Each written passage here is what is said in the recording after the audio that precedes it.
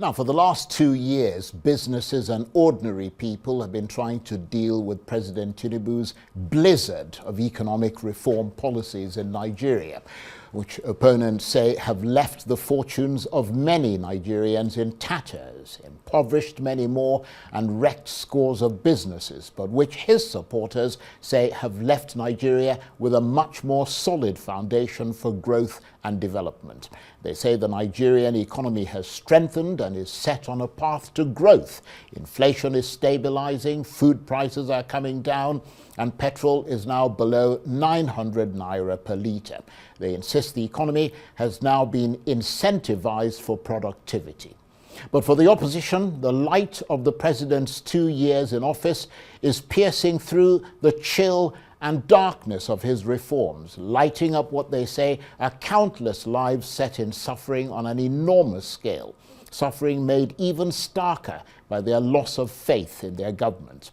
The administration insists, though, that life is starting to come back and the bloom is slowly but steadily returning to the rose. And to this effect, I'm joined now in the studio by the Minister of Humanitarian Affairs and Poverty Reduction, Professor Nentawe Yilwatda. It's quite a mouthful there, I have to say. Thank you so much. Thank you very much indeed for coming in. On this 26th anniversary of a sustained democracy in the country, and also the belief of Nigerians in democracy also. Let me first of all get your, well, thank you very much indeed for coming in for a start. Thank you. Let me first of all get your assessment of the latest flooding disaster that's unfolded in Niger State, where we're told that at least 120 people are reported to have died. Yes, that's quite unfortunate. And let me sympathize with Nigeria, sympathize with the people of Niger State and the families that lost their beloved ones, and also those that lost their property in the course of that disaster that took place. It's part of the climate change that we're suffering. Last year it was Borno State. Today it's Niger State. It simply means that all communities are vulnerable when it comes to climate change. And it happened yesterday. Today we opt to send the NEMA DG to be there to put food on ground with her staff. Her staff were there yesterday, and she was there today to ensure that she bring feedback to us so we could take administrative decisions, right, and how we could act on it. And tomorrow, myself and the Minister of Information will be in Niger State also to ensure that we implement those decisions that were taken today by Mr. President. He directed myself and the Minister of Information to be in Niger tomorrow to ensure that we implement everything that was seen at the scene of the event, so that we make sure that lives are safe, rescue operation goes on.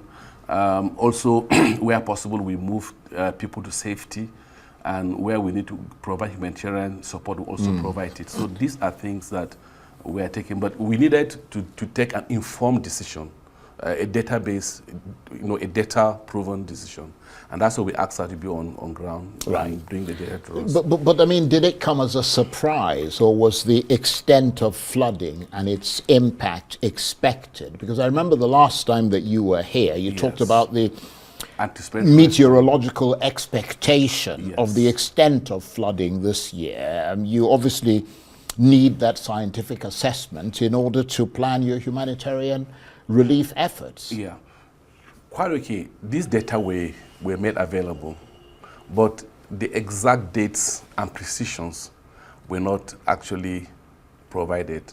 But if you look at this community, if you look at that very community that was seen, is on a path.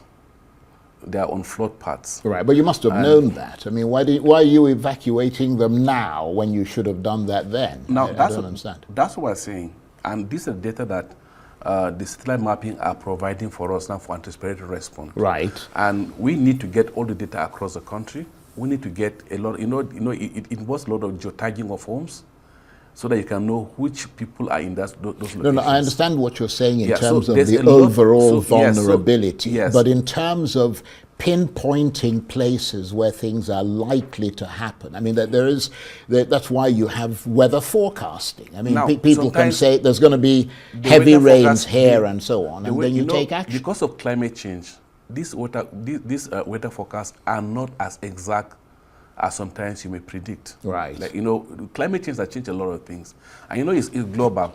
It happens almost everywhere. If you see like what happened in Pakistan, where overnight over 1/3 of the country was covered with water. True. But it was not anticipated that it would cover 1/3. So climate change has changed a lot of predictions when it comes to meteorological data. Right. So, but you're on top of it at the moment. Yes, of course. Right. Okay. Yes. Let's turn to your ministry. Well, Yes. I mean, we're talking about your ministry, and it's poverty alleviation portfolio. It's poverty reduction. Poverty. Okay, let's say you can't alleviate poverty. Yes. So you're basically throwing your hands up in the air and saying, "Don't tell me to alleviate poverty because I won't." No, the difference is that if you alleviate, you're not removing the person out of poverty. You're only giving him like an anesthesia to reduce the pain. Right. But when you're reducing poverty, you're moving people out of poverty. And that's the difference. Right. Now, so before now, the focus has been on humanitarian activities. Right. That is providing relief materials, providing food stuff to people, providing cash transfer to people. But we said that's not enough. There's need for moving people out of poverty. So what are we doing? The first thing, that's poverty alleviation. Yes. So the first thing you need to do is, if I want to actually help you, I must know you. You can't help somebody you don't know. Indeed. You can't do just a crowd support. So what we did was to first have that social register validated, because more Nigerians were questioning the social register.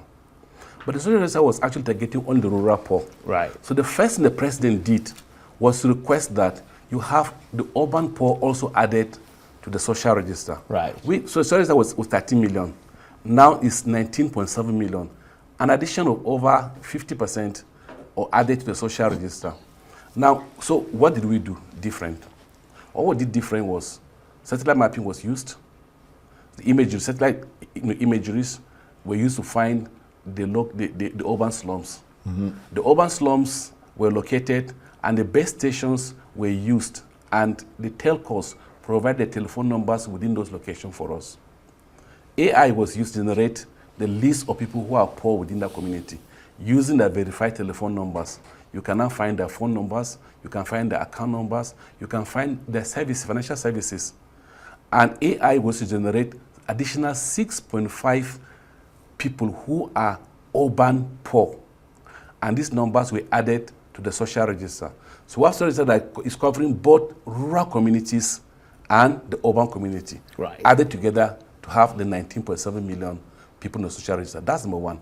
Number two, the president said that we can't pay people using cash again.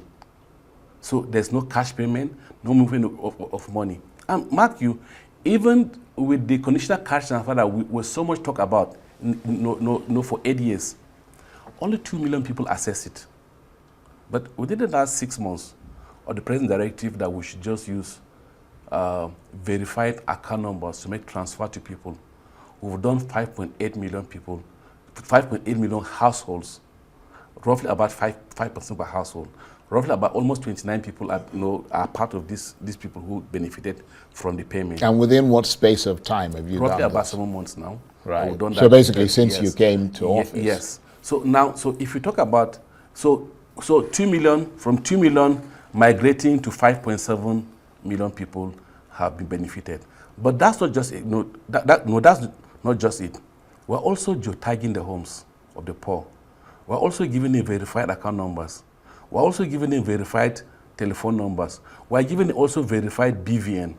So with this data, you can now know the homes of people who are located, the village, and where they're located. Right. But we did something also. We asked the World Bank to set an independent verifier to verify if these people in the social register actually exist. Because so much question on the media sometimes even make you to doubt yourself. So we asked them to make a verification. CS also participated in it, and they did an independent verification. They discovered that 94% of the people in the social register actually they exist in real life in the field why they find them. Only 6% that they couldn't get them. Some, maybe their phone numbers were off. Some, maybe they're dead. Right. Some may be relocated. But they could find 97. They did one-on-one physical contact with 94% of people that were on the So social basically, register. let me That's just number one. let me get this Yes. straight. What you have done since you came to office has Yes. been to essentially gather authentic data Yes. with which you can then start the process of Yes. poverty reduction. And of which we've even started. For everybody that we've verified now, Right. who made the conditions, we paid them. That's why I said we've paid so far 5.8 million people. But you know that while you're doing all And we're this, doing- more people are and we're doing falling 15 into million. more people are falling into poverty.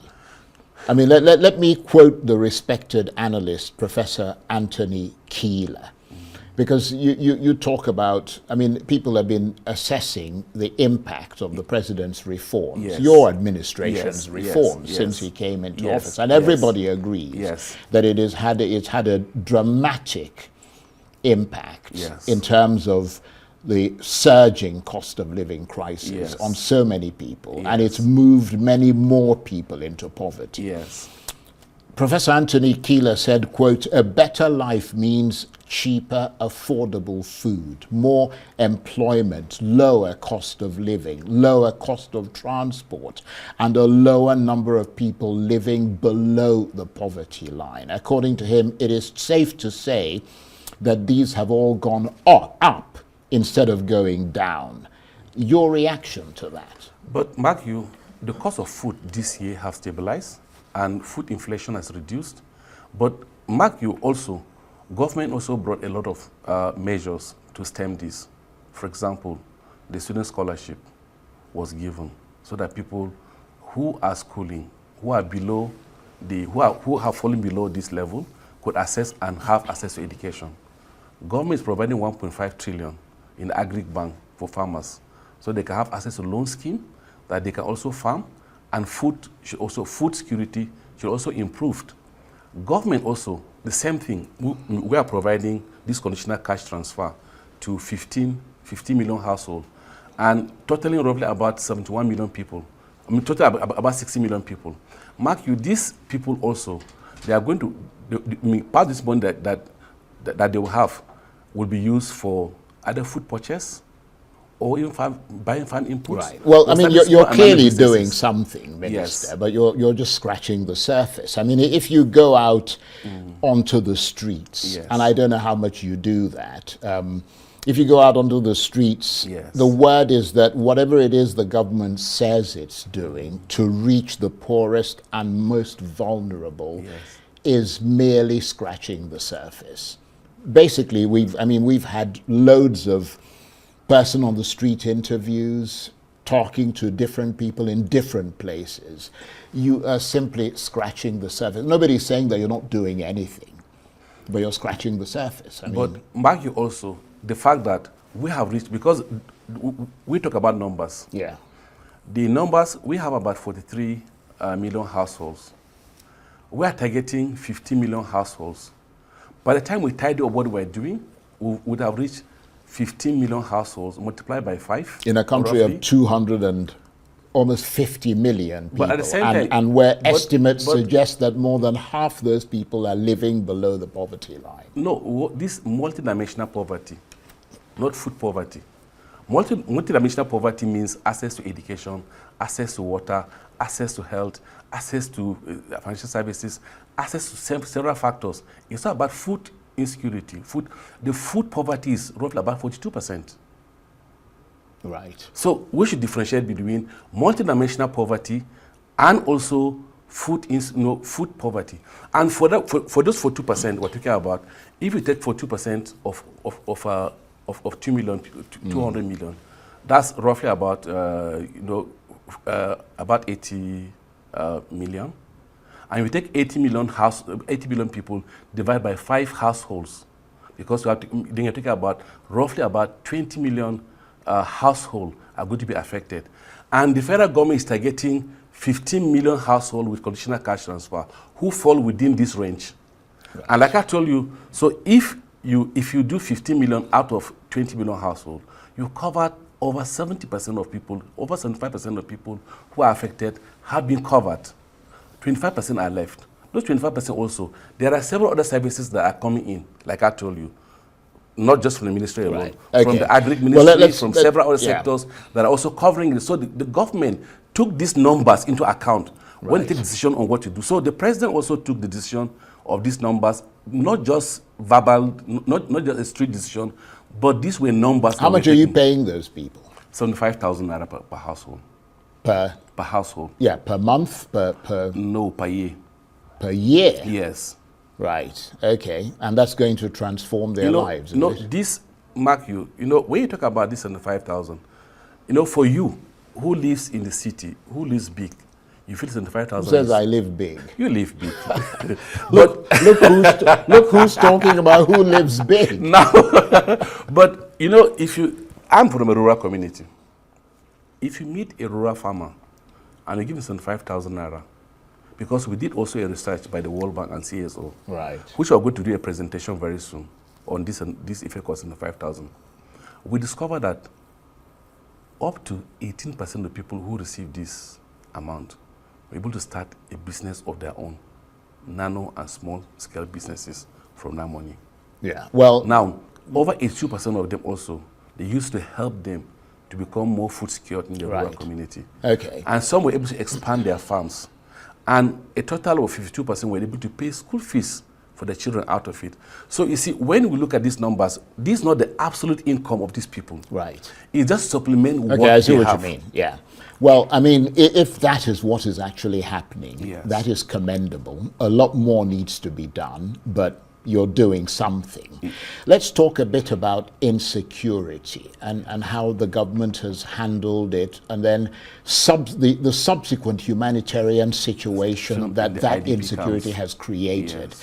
Has this government determined, for instance, what the cause of the crisis is in your state, for example, Plateau State? And what to do about all the incessant killings there and the subsequent humanitarian crisis that has developed out of that situation? I mean, you're the minister. Yeah, when it comes to this humanitarian crisis that we have, that's security, insecurity. There are both the kinetic and non-kinetic approach that normally being applied. Most non-kinetic approaches come from the state governments, which are supposed to provide a non-kinetic effect to reduce insecurity. Because the state governors also have access to security vote that are supposed to be used for implementing such processes and also strengthening the security at the state level. The federal government has a role to play also. But let me just dwell on what affects my ministry directly, which is the humanitarian effect of this. Number one, based on the level of improvement in security in some parts of the country. Right. Let me take the Northeast, the Bay State of Borno, Yobe. No, I'm not talking about the Bay States yet. I'm going to come to that. I asked you about your state. Allow me to take them one by one. I asked you about your state. You're going to another state. That's why I said, allow me to take them one by one. Well, the reason I mentioned that, Minister, is that I'm sure you know there's been strident criticism of your performance as Minister of Humanitarian Affairs by your own APC party in your north. It wasn't. Hold on, let me make the point. In your north central zone, the APC forum there. There's no forum called APC forum. They say you've responded very poorly to the humanitarian crisis. Let me just make the point and you can respond. Yes. You've responded very poorly to the humanitarian crisis in your state, Plateau. As a result, of all the attacks on communities there and so on, you have not been there. According to them, you have not gone to visit those communities. They say those people are helpless, they are left to fend for themselves, and they're very critical of you, that you come from there, and you haven't actually been. Have you gone to visit those places? I was on TV here. You've seen my clips on TV here, you yourself, on Arise here, more than 4 times on the Plateau. First, my Minister of State was there in December. They acknowledge that your Minister of State went. Allow me to take the steps. Allow me to discuss They acknowledge your Minister of State went. Give me room to also discuss. Allow you to also talk. Sure, allow me to also of course, talk. Now, the first thing is that my Minister of State was there in December. Who sent him? I directed him to go. He took foodstuff, he took materials to 6 states, 6 local governments. That's number one. Right. Number two, I went there after the attack in Bokos. I was in US. I sent building materials to Bokos local government. I sent foodstuff, both cement, zinc. You were in the materials. US, you yes, said. but on my return back, I went back again and visited. Right. I went to Barkin Ladi, I went to Riyom, I went to Bassa, I went to also Bokos. After that also, there was also a fire outbreak in the market, Katako market. I sent building materials to that place. There was also an attack in Shandam local government. I sent relief materials to that place. There was also attack. There was also thunderstorm in Lantang local government. I sent relief materials to Lantang not local government. So where is this criticism now, coming that's from? That's where I'm coming now. The person in question, there's no group called, no central group. There's no single group like that. That same group was against the National Party chairman. They now came back, they were attacking different groups. Today, they are on me. But are they APC members? It's one person that has that group. Are they APC members? It's one person that has that group. No, but are they APC members? I don't even know what is the member. Because they say clearly they are. They're calling themselves APC. I've asked the National Party, and there's no group like that exists. So there's no group that exists. Now, I've asked them, they should bring evidence that I didn't visit these people. The people in a rural community, if you ask that same person, has he visited one community as a group? Have they provided even one bag of rice to anybody in the rural community who are attacked? Now, this same person is saying that he wants a certain governor to come to APC.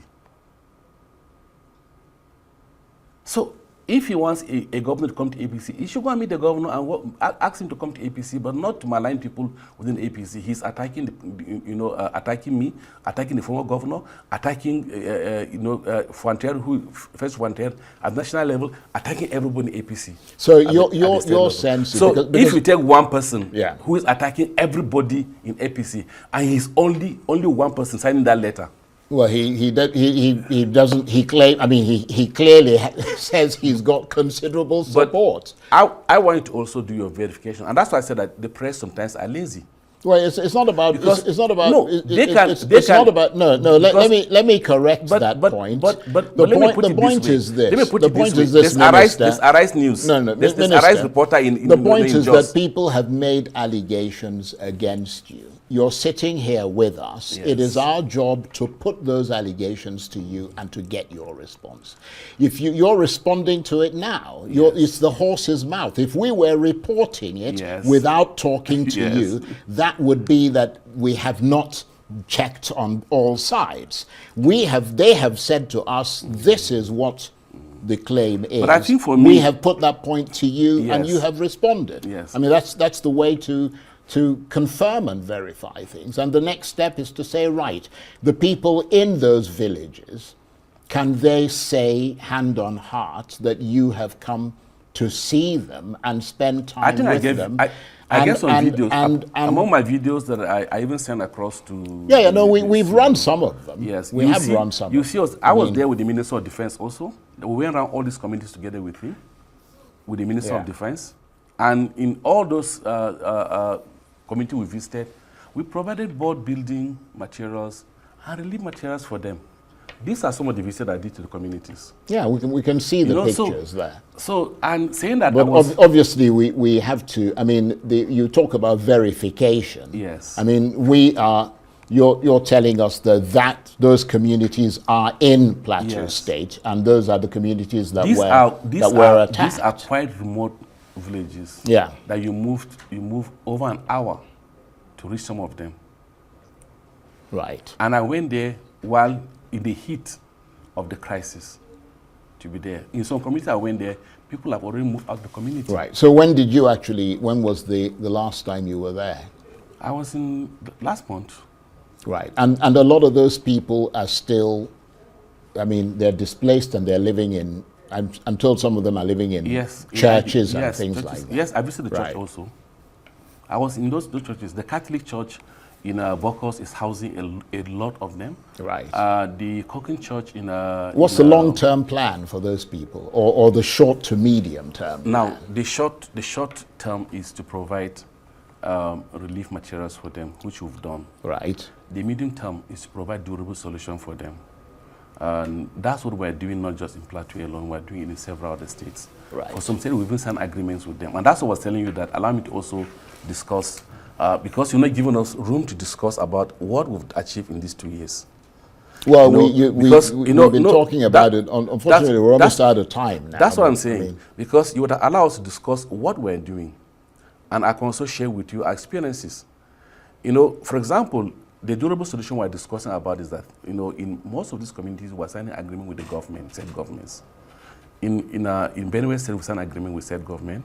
We've cultivated 600 hectares of land for the IDPs. We formed them into cooperatives. 30% of the cooperative is from the host community, 70% from the displaced community, forming 100%. NALDA is cultivating and preparing the land for them. I mean, it's providing farm inputs. The state government is helping them to organize, also giving the land also additional farm inputs and security for the farms. Now, this has enabled, like in Benue, they even did dry season for them. So we signed that in January, it implemented already. We're doing the same thing in Katsina. We're doing the same thing in Borno State. We're doing the same thing in Nasarawa State. We're doing a lot of states that are having displaced communities. Now, so this will give the people resilience, because with this, they can have food and they can also have some level of cash for themselves. At the end of the harvest, we agreed that we will take 60% of the food.